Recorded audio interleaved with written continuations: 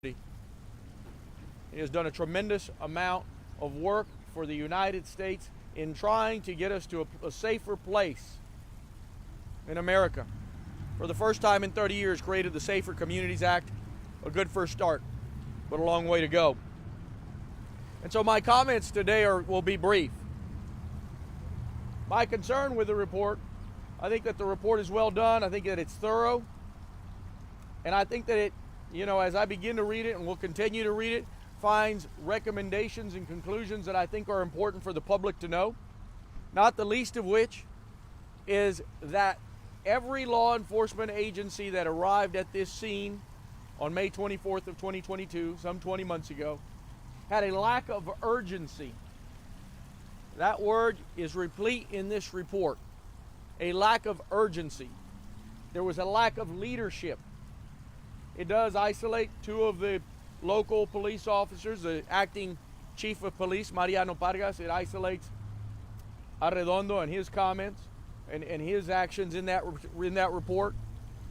But I think it's also important to know that the Department of Public Safety had over 96 officers on this scene last May, and not once did they ever take control of this site. And they knew better. They had the equipment and the means to breach those rooms. Indeed, there's not a whole lot in this report that we don't already know and that you haven't already broken to the public. Not a whole lot. But I think that in the final conclusion, I think the only solace that we can take from it is that it's finally in black and white and in writing for all of us to see. The report, like I said, I want to let the Justice Department do its work, but it's replete with chapters on faulty communication, miscommunication post-incident, miscommunication from the Department of Public Safety, miscommunication to the parents. I think it is replete with information about the lack of trauma care that was sorely lacking. You'll know that I sued the state of Texas, and after that lawsuit, I ended up signing a non-disclosure agreement, and I've seen 400 hours of body cam footage. I've seen images of children being dragged out by their limbs into a hallway. I'm not a trauma care surgeon. I'm not a doctor. I don't know if that's the way you're supposed to do things. But it was abundant to me and my staff that something went wrong in the post-incident piece as well. Somehow a teacher was left to die in an ambulance for 45 minutes because they couldn't move that ambulance. Helicopters that stayed in the airport a mile and a half away didn't come on and land at that school to take those souls out of there that did have a pulse, 4 of which died on the way to the hospital. The biggest conclusion that we can all take is something we've already known for the last year and a half or more. And that's the Department of Public Safety should have known better. Its failed leadership and its infrastructure failed this community and failed rural Texas. The local police failed this community. And more importantly, as the Justice Department tells us, in that document that is sealed by them, it tells us that there was a complete and utter lack of urgency when it came to taking care of these children and to understanding that this was an active shooter situation. And so I'll open it up for any questions that you might have. Like I said, they have a story to tell you that's more in-depth than I do. It's their document. I've read portions of it this morning. I was briefed by them briefly last night. I'm not here to rain on their parade, but this isn't about who gets the kudos for anything. This is about finding justice for families. And heretofore, they haven't gotten any. There's no justice for these families. By the way, there's not an amount of money that's going to bring their kids back. But sadly, in all of this gross negligence that occurred on May 24th here in Uvalde, Texas, all of these agencies are covered by something called governmental immunity. So for me, the message that I can send to a governor and a state legislature that did nothing for 5 months and 4 special sessions to help this community and these families, did absolutely nothing, is go back in the next legislative session, give these parents permission to sue the state of Texas for their gross failure, their gross negligence that occurred. That's what I'll keep fighting for, so that these families can have some kind of justice at that courthouse across the street, so that they can have some kind of solace that their children didn't die in vain. And then secondarily, we need to change the policies in this country on gun violence and access to guns, because nowhere should an 18-year-old be able to access an AR-15, go in and buy hundreds of rounds of ammunition on the next day, and on the third day pick up his AR-15 that he bought on the internet at the same small gun shop in the same small town, and nobody even thought that that was a significant event. So I thank you for coming out. We've been at this now for a long time, you and I and the public. I'll continue to talk about this until the day I die. Never did I ever think that I would see dead children in a classroom. These angels die like we train them to die. In their active shooter drills that they have, they live with a kind of anxiety, our children, that we never had to deal with. They shut the lights down, they closed the blinds. There was nowhere to hide, so they huddled together. They died in two piles on top of each other in that second classroom. Two teachers trying to shield their kids and safeguard them. One teacher dead, one barely living. We've got to learn from what happened in Uvalde, Texas. It's my hope that at least this report tells the entire world that we need to have some real change. Do something in Spanish, sure. La tragedia que sucedió el 24 de mayo fue algo muy horrible y gracias a Dios, ni siquiera hoy tenemos en ese reporte que usted tiene en sus manos, tenemos ya en concreto conclusiones y recomendaciones. Y las conclusiones fueron simples, que todos los policías ese día fallaron a esos niños, fallaron al público, fallaron a los padres de esos niños en comunicaciones y fallaron principalmente porque hubo ninguna urgencia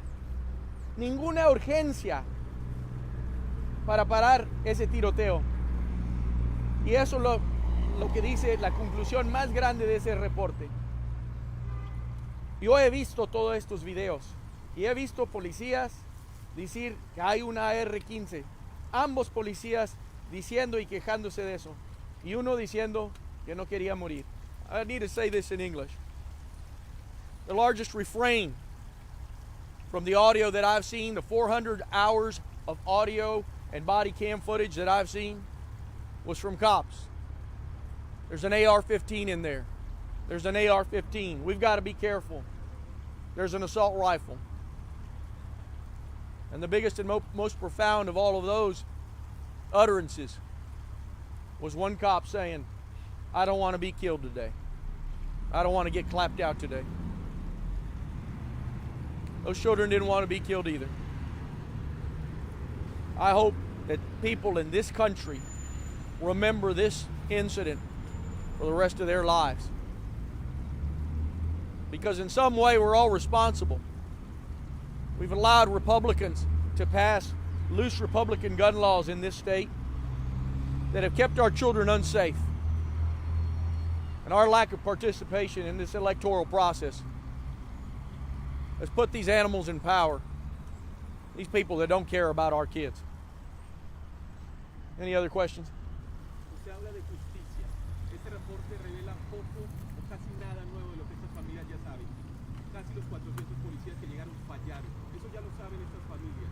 Ellos no quieren que se lo recuerden, nos lo comentaban ayer. Ellos lo que quieren es lo que usted menciona, justicia. Que alguien pague por esas acciones.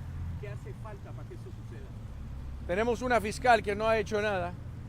Que no ha hecho nada en 20 meses, según buscando quién va a castigar. No ha castigado a nadie. Y si castiga a dos personas, como dice este reporte de que los dos oficiales, Vargas y Arredondo, debe de castigar muchos más, y muchos bajo del Departamento de Seguridad Pública. Y eso es justicia que se debe de llevar a cabo. Pero esta señora no lo ha hecho y no lo va a hacer. Y eso es imperdonable. Y este gobernador no va a hacer nada para remediar el dolor de esta gente. Yo sé que una cantidad de dinero no lo va a hacer, pero por protecciones de inmunidad, ellos no pueden tener esa justicia, aunque sea monetaria, aunque nunca sea justicia o suficiente. estos republicanos que controlan este estado quebrado, roto, no van a hacer nada para este público. Esto es la matanza de nuestros niños hispanos. He asked me, where's the justice in all of this? For the families that I've talked to for the last 20 months and helped along the way to try to get some justice in all of this space, this is a little consolation, and there is no justice. There's no justice until some cops get indicted for their malfeasance.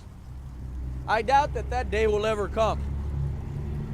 And if Christina Mitchell thinks she's going to indict a couple of cops, that's all well and good.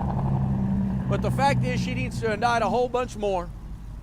A whole bunch of people with the Department of Public Safety that did absolutely nothing. Let me remind you, at the 76-minute mark, the head cop with the Department of Public Safety, Joel Betancourt, radioed in. Thank goodness the radios didn't work. Team that is about to breach, do not go in. I repeat, do not go in. How much longer did the Department of Public Safety want these kids to suffer and wait? Or maybe it was just bad optics for them that a federal team went in to do their job for them. Pretty sick.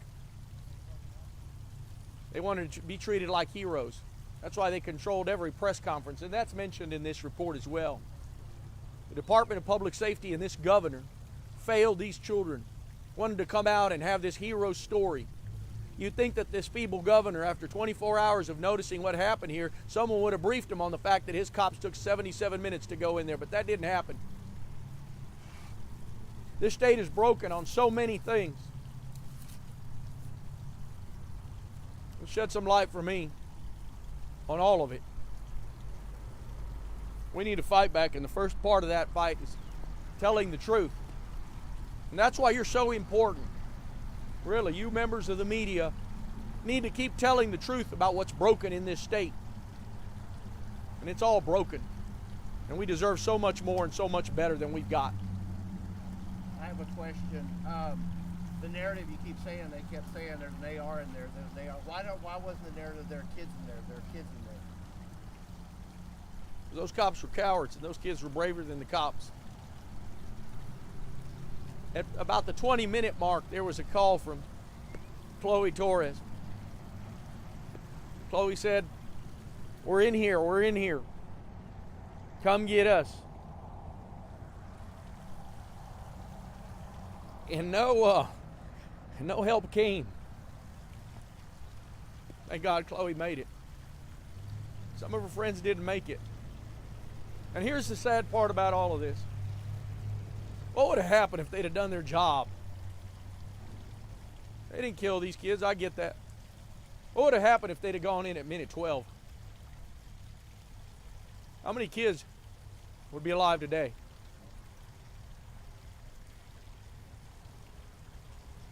They all need to explain themselves to us.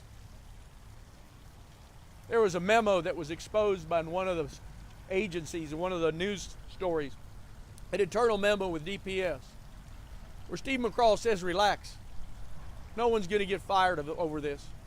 There's been no accountability at this agency. One man they said was fired was allowed to retire. And the other Texas Ranger they said they fired is still on the payroll, $100,000 later sitting on his couch. Steve McCraw will tell me, well, that's because the DA's investigation isn't done yet. You all heard in that leaked story several months ago where more than one, more than two, and more than 5 cops uttered about that gun.